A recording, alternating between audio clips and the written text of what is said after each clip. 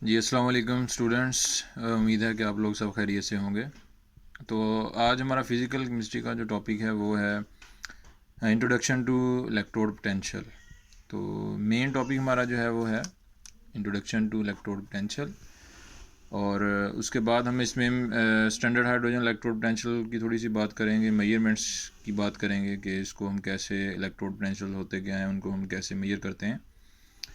तो स्टूडेंट्स सबसे पहले हम देखेंगे कि इलेक्ट्रोड पोटेंशियल जो है ये है बेसिकली क्या।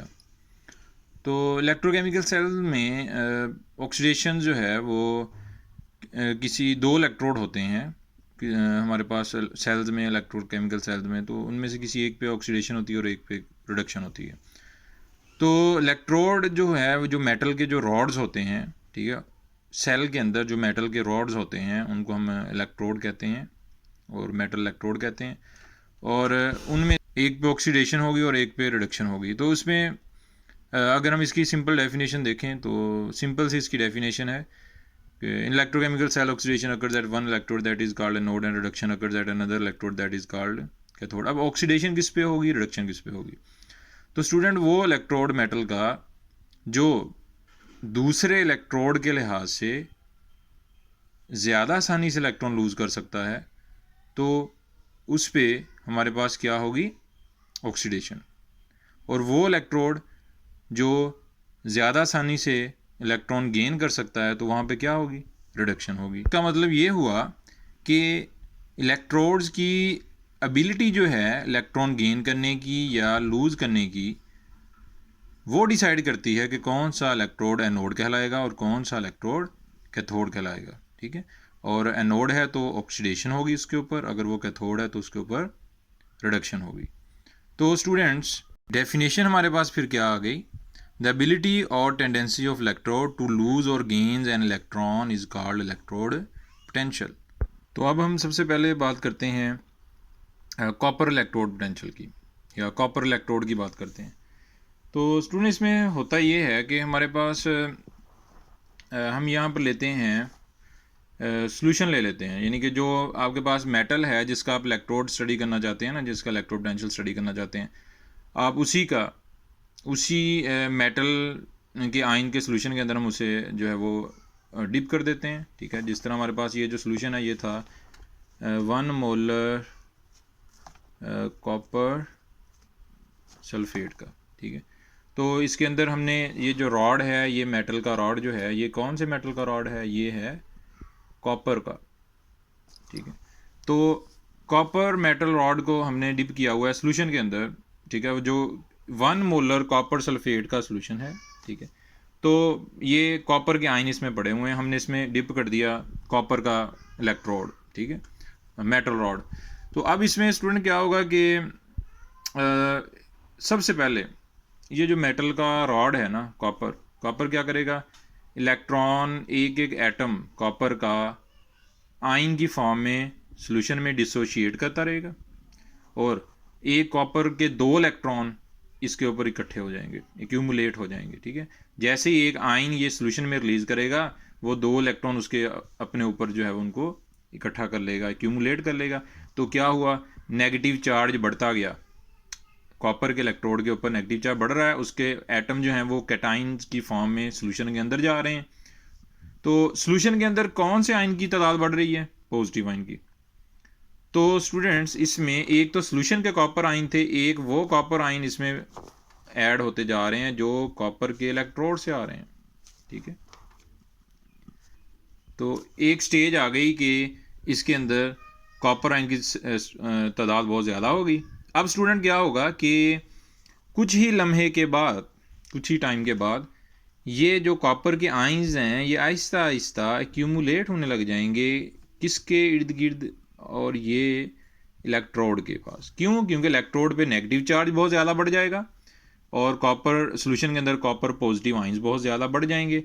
तो फिर क्या होगा, एक स्टेज आएगी कि जब बहुत ज़्यादा नेगेटिव चार्ज बढ़ गया तो फिर कॉपर के आयंस जाने लग जाएंगे किसकी तरफ, इलेक्ट्रोड की तरफ। क्यों? क्योंकि वो इलेक्ट्रॉन लेने हैं उन्होंने। ठीक है, तो फिर कुछ ही टाइम के बाद जितने सॉल्यूशन में से कॉपर आयंस इलेक्ट्रोड की तरफ जा रहे होंगे इलेक्ट्रॉन लेने, उतने ही इलेक्ट्रोड के कॉपर इस इलेक्ट्रोड को इलेक्ट्रॉन दे के किस में आ रहे होंगे, सॉल्यूशन में। किस में आ रहे होंगे, सॉल्यूशन में।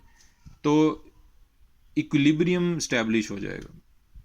क्या स्टैब्लिश हो जाएगा, इक्विलिब्रियम स्टैब्लिश हो जाएगा। एक स्टेज आएगी कि जो हमारे पास कॉपर है वो अगर इलेक्ट्रॉन दे रहा है, कॉपर का इलेक्ट्रोड, ठीक है, ये इसको हम लिखेंगे एक्वियस, ठीक है, और ये हमारे पास था इलेक्ट्रोड सॉलिड फॉर्म में, ठीक है। तो एक स्टेज आ जाएगी कि जब इनमें डायनामिक इक्विलिब्रियम स्टैब्लिश हो जाएगा कि सबसे पहले कॉपर का इलेक्ट्रोड जो है वो कॉपर आयन सॉल्यूशन में रिलीज़ कर रहा है, और कुछ जब बहुत ज़्यादा कॉपर आयंस हो जाएंगे तो फिर जितने ये कॉपर आयंस रिलीज़ कर रहा है उतने ही कॉपर आयंस इस इलेक्ट्रोड की तरफ जा रहे होंगे इलेक्ट्रॉन लेने, ठीक है।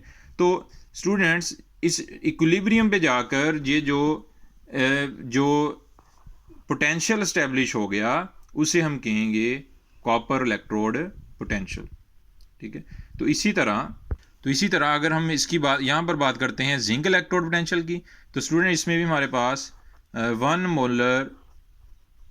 मोलर जिंक सल्फेट है, ठीक है, और उसके अंदर हमने डिप किया हुआ है किसे, उसके अंदर हमने डिप कर दिया हुआ है जिंक का रॉड, ठीक है।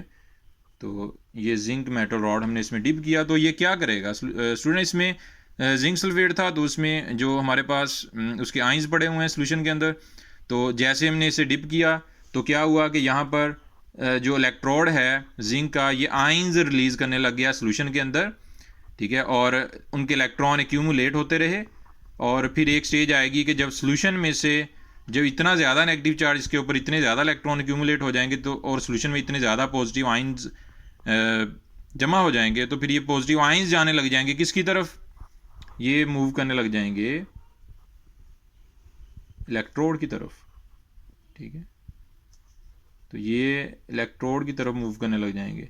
तो फिर जितने एक स्टेज आएगी कि जितने इलेक्ट्रोड रिलीज कर रहा होगा जिंक आयन सॉल्यूशन में, उतने ही जिंक आयंस सॉल्यूशन में से जा रहे होंगे किसकी तरफ, इलेक्ट्रोड की तरफ। तो इनमें एस्टैब्लिश हो जाएगा डायनामिक इक्विलिब्रियम, ठीक है। तो जिंक जो है वो इलेक्ट्रॉन लूज़ कर रहा है, तो जितने वो एक स्टेज आ जाएगी इक्विलिब्रियम स्टेज पे, जितने वो लूज़ कर रहा होगा उतने ही जिंक आयंस इलेक्ट्रॉन गेन करके मेटल पे, जितने जिंक आयंस रिलीज़ कर रहा होगा इलेक्ट्रोड सॉल्यूशन में, उतने जिंक आयंस सॉल्यूशन में से ऑलरेडी वो डिपॉजिट हो जाएंगे इलेक्ट्रॉन लेकर इलेक्ट्रोड के ऊपर, ठीक है। तो ये हमारे पास इस स्टेज पे जाके ये जो पोटेंशियल स्टैब्लिश होगा उसे हम कहेंगे zinc electrode potential. Students problem ये है कि हम इलेक्ट्रोड पोटेंशियल को मेजर कैसे करेंगे, हम जिंक का इलेक्ट्रोड पोटेंशियल जो है वो कैसे मेजर करेंगे, कॉपर का इलेक्ट्रोड पोटेंशियल कैसे मेजर करेंगे, और स्टूडेंट्स हमें कैसे पता चलेगा कि जिंक पे अगर ऑक्सीडेशन होती है तो क्यों होती है, अगर कॉपर पे मोस्टली रिडक्शन हो जाती है तो क्यों, क्या कॉपर भी एनोड बन सकता है, क्या जिंक जो एनोड है वो भी किसी सेल में कैथोड बन सकता है। तो स्टूडेंट्स ये जो इसको समझने के लिए ठीक हमारे पास आगे इसकी एक्सप्लेनेशन है, लेकिन इससे पहले the absolute value of the electrode potential can not be measured, कि हम इलेक्ट्रोड पोटेंशियल की एक इलेक्ट्रोड, अगर मैं जिंक इलेक्ट्रोड की बात करता हूं तो जिंक इलेक्ट्रोड का जो पोटेंशियल है मैं आइसोलेटेड फॉर्म में सेपरेटली उसे मेजर नहीं कर सकता, एग्जैक्ट उसकी वैल्यू में मेजर नहीं कर सकता। और अगर मैं इसी तरह कॉपर का इलेक्ट्रोड पोटेंशियल मेजर करना चाहूँ तो वो भी मैं सेपरेटली नहीं कर सकता। क्यों, क्या वजह है इसकी, because oxidation reduction take place simultaneously, they can not take place independently. Students बात ये है कि जो ऑक्सीडेशन और रिडक्शन है जो ये एट अ टाइम हो रहे हैं, अगर कोई चीज़ रिड्यूस हो रही है तो उसे कोई, अगर कोई चीज़ रिड्यूस हो रही है, ठीक है, तो उसे कोई रिड्यूस कर रहा है, किसी की अगर किसी की ऑक्सीडेशन हो रही है तो उसके ऑपोजिटली किसी की रिडक्शन हो रही है, ठीक है। तो अगर हम सिंपल सेपरेटली एक इलेक्ट्रोड की बात करें, ठीक है, जैसा कि हमारे पास जिंक का इलेक्ट्रोड पोटेंशियल है, तो स्टूडेंट इसमें जो इलेक्ट्रॉन हैं वो कहीं फ्लो तो नहीं कर रहे, ये तो सर्किट जिंक जो है ये तो सॉल्यूशन के अंदर ही आयंस की मूवमेंट है, ठीक है, ये तो जिंक के आइंस हैं, वो इक्विलिब्रियम स्टैब्लिश किया हुआ है उन्होंने सोल्यूशन के आइंस के साथ, इलेक्ट्रोड के आइंस ने। तो ये इलेक्ट्रॉन जो हैं ये कहीं ट्रांसफ़र नहीं हो पा रहे, किसी सर्किट में फ़्लो नहीं कर रहे, इसके साथ कोई चीज़ कनेक्टेड नहीं है जिसको ये इलेक्ट्रॉन का फ़्लो ज़रूरी है, ठीक है। अगर ये कोई जिंक या लूज़ करे, कोई इससे गेन करे, किसी की रिडक्शन हो, इसकी ऑक्सीडेशन हो, दरमियान में हम कोई सर्किट लगाएंगे, कोई वोल्ट मीटर वगैरह लगाएंगे, इस तरह की चीज़ जिससे हमें पता चलेगा ये करंट फ्लो कर रहा है, किसकी ऑक्सीडेशन हो रही है, किसकी रिडक्शन हो रही है। तो उसमें से हमें एक चीज़ को स्टैंडर्ड मानना पड़ेगा, इसके साथ जो चीज़ हम कनेक्ट करेंगे, कोई चीज़, कोई भी हमारी डिवाइस, ठीक है, उसको हम एज अ स्टैंडर्ड काउंट करेंगे। तो फिर उससे कंपेयर करके हम इसके इलेक्ट्रोड का पोटेंशियल मेजर कर सकते हैं, वरना सेपरेटली नहीं कर सकते। क्यों?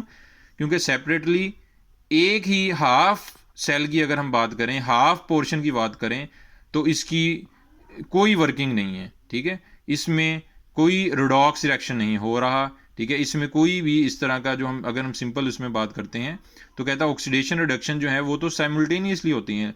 तो इसके साथ अगर कोई चीज़ हमें कनेक्ट करना पड़ेगी जहाँ पर अगर इधर ऑक्सीडेशन हो रही है तो उधर रिडक्शन हो, ठीक है। तो फिर हम कोई स्टैंडर्ड लेंगे, ठीक है। तो यहाँ पर फ्रेंड्स फिर यहाँ पर हमारे पास एक कैसे, यहाँ पर हमने कहा कि कैसे हम मेजर करें। जो आपके पास कोई भी इलेक्ट्रोड है, मेटल का इलेक्ट्रोड है, जिंक है, कॉपर है, सिल्वर है, हम उसका इलेक्ट्रोड पोटेंशियल कैसे मेजर करें। तो उसके लिए फिर हमारे पास है स्टैंडर्ड हाइड्रोजन इलेक्ट्रोड। तो स्टूडेंट इसमें स्टैंडर्ड हाइड्रोजन इलेक्ट्रोड जो है इसमें होता क्या है कि यहाँ पर इसमें हम लेते हैं 1 मोलर HCl, ठीक है। ये मोलर का क्या मतलब होगा? 1 मोलर का मतलब ये है कि अगर हमारे पास एक सिलेंडर है, ठीक है, उसका वॉल्यूम कितना होना चाहिए? 1 dm³ और उसमें हम क्या ऐड करेंगे? उसके अंदर हम 1 मोल ऐड कर देते हैं, ठीक है। उसमें हम HCl और HCl का हम 1 मोल उसमें ऐड कर देते हैं। 1 मोल HCl जैसे हमने ऐड की, अब हमने क्या करना है, इसकी HCl 1 मोल ऐड करने पे इसकी थोड़ी सी वैल्यू उसमें आ जाएगी, ठीक है। इतना ये समझ लें HCl है, 1 मोल HCl। अब हमने इसका वॉल्यूम पूरे सिलेंडर का कितना करना है? 1 dm³। तो अब हम इसमें क्या ऐड करते जाएंगे? सॉल्वेंट, ठीक है। अगर हम फॉर एग्जांपल हमने वो वाटर लिया हुआ है, ठीक है, तो वाटर कब तक ऐड करते जाना है? जब तक इस पूरे का वॉल्यूम 1 dm³ नहीं हो जाता, तब स्टूडेंट ये जो सोल्यूशन बनेगा इसे हम कहेंगे 1 मोलर HCl सोल्यूशन, ठीक है। तो 1 मोलर HCl सोल्यूशन जो है इसमें हमने ले लिया, तो क्या होगा? हाइड्रोजन आइंस पड़े हैं, आयनाइजेशन हो गई। अब स्टूडेंट हमने क्या करना है, यहाँ से हाइड्रोजन गैस आ रही है और ये हमारे पास क्या है? प्लेटिनम की फॉइल है,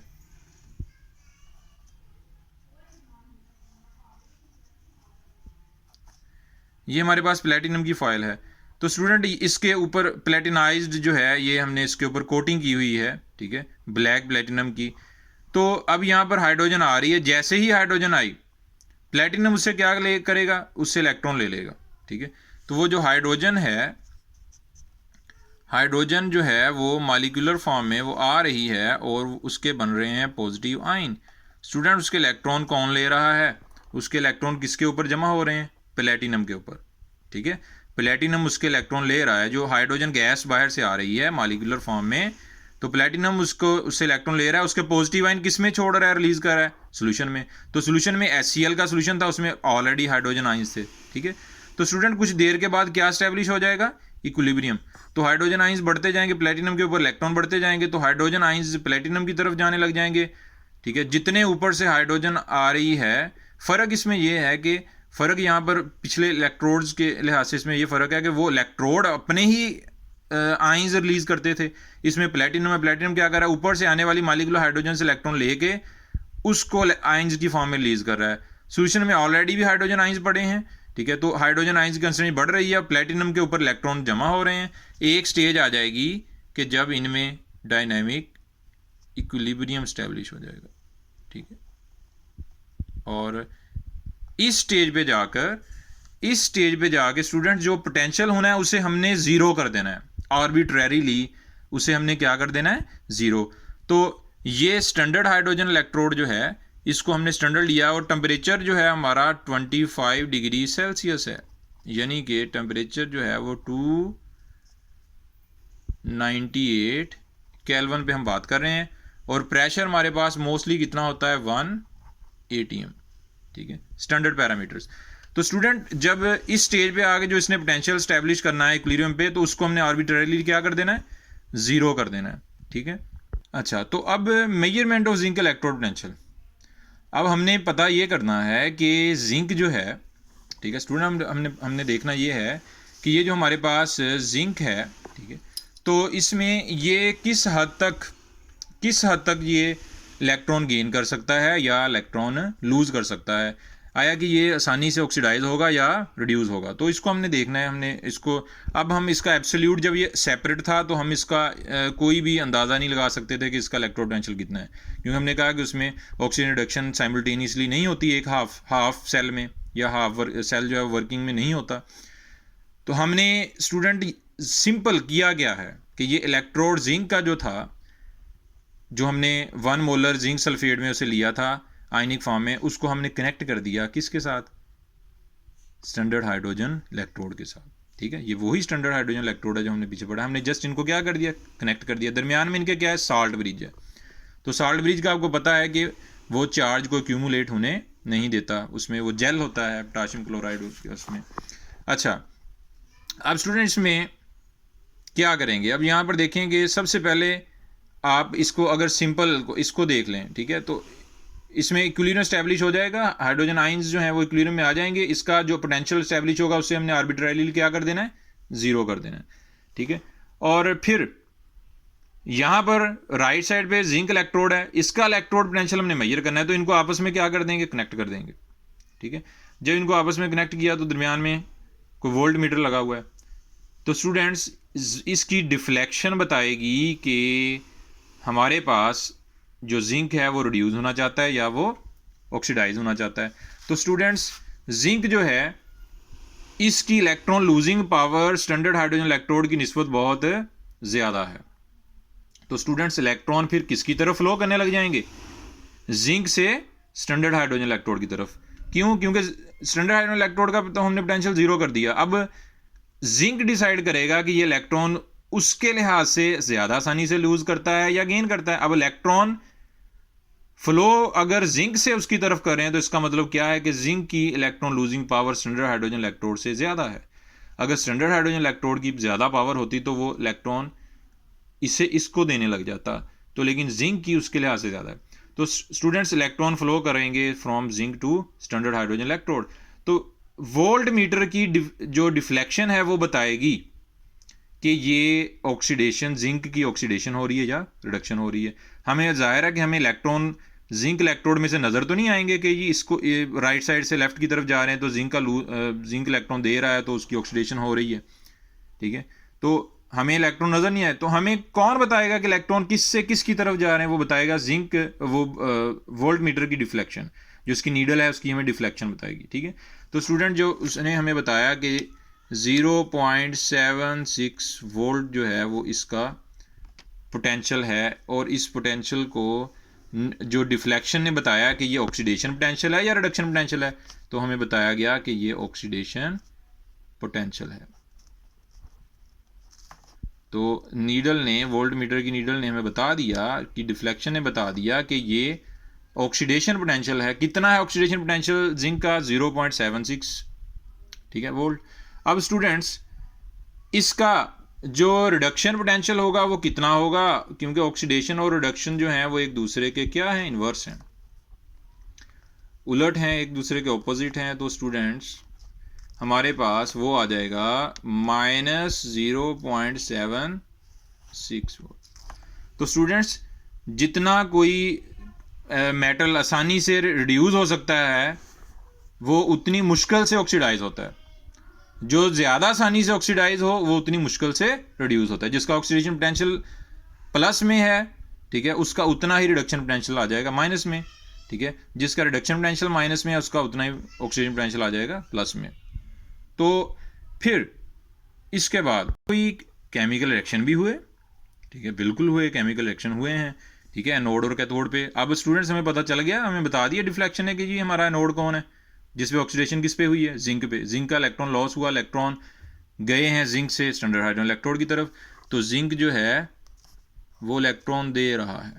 ठीक है, तो जिंक की हो रही है ऑक्सीडेशन। ठीक है, और ये हमारे पास ऑक्सीडेशन का फिनोमिना है। ठीक है, तो इसका मतलब ये हुआ कि जिंक जो है वह नोड है। और दूसरी तरफ हाइड्रोजन, ठीक है, तो जो स्टैंडर्ड हाइड्रोजन है, स्टैंडर्ड हाइड्रोजन इलेक्ट्रोड है, ठीक है, वो क्या कर रहा है, उसमें इलेक्ट्रॉन जा रहे हैं, ठीक है, और वो इलेक्ट्रॉन क्या कर रहा है, गेन कर रहा है। इसमें फिर हाइड्रोजन आयंस जो हैं वो इसके वो इलेक्ट्रॉन गेन कर रहे हैं। ठीक है, और ये H2 बन। तो स्टूडेंट्स इसमें ये जो हमारे पास इसका reactions at anode and reaction at cathode, तो इस पे फिर क्या हुई है, रिडक्शन हुई है। ठीक है, तो ये हमारे पास रिडक्शन। अगर इसमें इसी चीज़ पे नहीं डटे रहना कि जी जिंक है, जिंक को हमने कनेक्ट किया था स्टैंडर्ड हाइड्रोजन इलेक्ट्रोड के साथ, तो ये आप लोगों की आसानी के लिए बता दूं कि आप कॉपर को भी कनेक्ट कर सकते। अब आपने इलेक्ट्रोड पोटेंशियल किसका मेजर करना है, कॉपर का, तो कॉपर को कनेक्ट करेंगे किसके साथ, स्टैंडर्ड हाइड्रोजन इलेक्ट्रोड के साथ। तो इसको वैसे ही रहने दें सिंपल। ठीक है, दरमियान में इनके सॉल्ट ब्रिज आ जाएगा, ये हाइड्रोजन आइंस हैं, हाइड्रोजन आ रही है, इसमें हाइड्रोजन आइंस रिलीज हो रहे हैं, प्लेटिनम इलेक्ट्रॉन ले रहा है, मॉलिक्यूलर हाइड्रोजन को आइंस की फॉर्म में रिलीज कर रहा है सोल्यूशन में। फिर एक स्टेज आएगी कि इनमें इक्विलिब्रियम स्टैब्लिश हो जाएगा। आपने क्या करना है, स्टैंडर्ड हाइड्रोजन इलेक्ट्रोड का पोटेंशियल क्या कर दिया, जीरो कर दिया। कनेक्ट किससे कर दिया, कॉपर इलेक्ट्रोड पोटेंशियल से, इधर भी इक्विलिब्रियम स्टैब्लिश हो गया। तो अब इलेक्ट्रॉन किसकी तरफ से जाएंगे, अब हाइड्रोजन स्टैंडर्ड हाइड्रोजन इलेक्ट्रोड का पोटेंशियल तो जीरो कर दिया हमने। अब इलेक्ट्रॉन जो हैं वो जाएंगे, वो कौन डिसाइड करेगा कि इलेक्ट्रॉन जो हैं, अब कॉपर जो है ये जिंक की तरह इलेक्ट्रॉन आसानी से लूज नहीं करता, इसकी इलेक्ट्रॉन लूजिंग पावर जिंक, इसकी इलेक्ट्रॉन लूजिंग पावर जिंक की तरह नहीं होती, इसकी इलेक्ट्रॉन गेनिंग पावर होती है बहुत ज़्यादा। ठीक है, तो इसकी इलेक्ट्रॉन गेनिंग पावर है, जिंक की इलेक्ट्रॉन लूजिंग पावर थी तो वो इलेक्ट्रॉन देने लग गया, लेकिन कॉपर की इलेक्ट्रॉन गेनिंग पावर बहुत ज़्यादा है, ये स्टैंडर्ड हाइड्रोजन इलेक्ट्रोड से इसकी गेनिंग पावर ज़्यादा है, इलेक्ट्रॉन गेनिंग पावर, तो ये इलेक्ट्रॉन लेने लग जाएगा। ठीक है, तो स्टूडेंट इलेक्ट्रॉन फ्लो करेंगे from standard hydrogen electrode to copper. तो फिर इसमें हमारे पास क्या होगा कि वो रिएक्शंस होंगे, reactions at anode and reaction at cathode. ठीक है, तो फिर इसमें जो एनोड के ऊपर क्या होगी हमारे पास, एनोड के ऊपर क्या होगी, ऑक्सीजन। अब एनोड क्या है आपके पास, एनोड हमारे पास है स्टैंडर्ड हाइड्रोजन इलेक्ट्रोड। तो हाइड्रोजन जो है वो किस में जाएगी, पॉजिटिव आयन में, और इलेक्ट्रॉन लूज करेगी। ठीक है, और यहाँ पर हो जाएगी ऑक्सीडेशन, और फिर यहाँ पर कैथोड पे क्या है हमारे पास, अब कॉपर, तो कॉपर जो है ये करेगा इलेक्ट्रॉन गेन, तो इलेक्ट्रॉन गेन करेगा, और ये हमारे पास कॉपर चला जाएगा सॉलिड फॉर्म में, डिपॉजिट हो जाएगा इलेक्ट्रोड के ऊपर। तो स्टूडेंट्स ये हमारे पास यहाँ पर हो जाएगी रिडक्शन, ये हमारे पास रिडक्शन हो जाएगी। तो इसका मतलब ये हुआ कि इलेक्ट्रोड पोटेंशियल हमारे पास क्या है, इलेक्ट्रोड पोटेंशियल है कि इलेक्ट्रोड पोटेंशियल में हम बात करते हैं कि इलेक्ट्रोड पोटेंशियल जो है वो ऑक्सीडेशन पोटेंशियल कहलाता है और रिडक्शन पोटेंशियल कहलाता है। ठीक है, उसकी दो तरह का होता है, और ये अगर हम इलेक्ट्रोड पोटेंशियल को मेजर करना चाहते हैं तो हम एक सेपरेटली आइसोलेटेड सिंगल इलेक्ट्रोड का पोटेंशियल मेजर नहीं कर सकते, उसे हमें कनेक्ट करना पड़ता है स्टैंडर्ड हाइड्रोजन इलेक्ट्रोड से, जिसे हमने स्टैंडर्ड माना हुआ है, जिसके इलेक्ट्रोड पोटेंशियल को हमने ऑर्बिट्ररीली जीरो कर दिया हुआ है। तो अब बात ये आएगी कि कैसे पता चला कि ये कॉपर पे रिडक्शन हो रही है, कॉपर इलेक्ट्रॉन गेन कर रहा है। अब स्टूडेंट्स जो नीडल होगी इसकी, जो आपके पास वोल्ट मीटर, इसकी डिफ्लेक्शन जिंक की निस्बत अब ऑपोजिट होगी। ठीक है, इसकी डिफ्लेक्शन बता देगी कि जी हमारे पास क्या है, इसका इलेक्ट्रोड ये ऑक्सीडेशन शो कर रहा है, या ये कैथोड के तौर पे एक्ट कर रहा है, या एनोड के तौर पे। तो हमारे पास जो पोटेंशियल इसका आया, इसका पोटेंशियल आएगा रिडक्शन पोटेंशियल, वो उसकी वैल्यू कितनी आई, 0.34 वोल्ट। जिंक का क्या आया था, ऑक्सीडेशन पोटेंशियल, क्यों, क्योंकि डिफ्लेक्शन ने बताया कि जी ये ऑक्सीडाइज हो रहा है, ठीक है, इलेक्ट्रॉन इससे लूज हो रहे हैं, उसकी एक खास है वो क्लॉकवाइज घूमेगी या एंटी क्लॉकवाइज, उसके लिहाज से हम इस चीज़ का तयन कर लेते हैं कि ये रिडक्शन हो रही है, ऑक्सीडेशन हो रही है। तो अब इसकी नीडल की डिफ्लेक्शन ने की डायरेक्शन इस तरह की थी कि हमें पता चल गया कि ये रिडक्शन हो रही है, और जो वैल्यू आई वो आगे 0.34। अब ये जो रिडक्शन हुई तो ये प्लस में आई, तो जो इसका ऑक्सीडेशन पोटेंशियल होगा वो वैल्यू इतनी होगी, लेकिन उसका साइन क्या हो जाएगा, उसके साथ साइन लग जाएगा -0.34। तो यहाँ पर स्टूडेंट्स जो हमारे पास, इसका मतलब ये हुआ कि अगर इसकी 0.34 पॉजिटिव में वैल्यू रिडक्शन, इसका मतलब ये रिडक्शन ज़्यादा आसानी से कर सकता है, लेकिन उतनी ही मुश्किल इसकी हो जाएगी ऑक्सीडेशन। अगर रिडक्शन पावर बहुत ज़्यादा है तो उतनी ही कम, जितनी रिडक्शन पावर ज़्यादा है उतनी ही कम है ऑक्सीडेशन पावर। तो स्टूडेंट्स ये हमारे पास जो था इलेक्ट्रोड पोटेंशियल, हम रिव्यू कर लेते हैं, ठीक है। तो ये हमारे पास जो इलेक्ट्रोड पोटेंशियल की हमने इसका जो हमारे पास रिव्यू आ जाता है कि हम ये तीन हमारे पास इसके कंटेंट्स हैं, ठीक है। इलेक्ट्रोड पोटेंशियल, इलेक्ट्रोकेमिकल सेल्स की हमने उसमें इलेक्ट्रोड पोटेंशियल की हमने थोड़ा सा डिफाइन किया, ठीक है। तो उसके बाद हमारे पास आ जाते हैं इलेक्ट्रोड पोटेंशियल होता क्या है, बेसिकली हमने इसको समझा, ठीक है। सेपरेटली हम इसको डिस्कस नहीं कर, इसका इलेक्ट्रो पोटेंशियल वैल्यू मेजर नहीं कर सकते किसी भी मेटल की।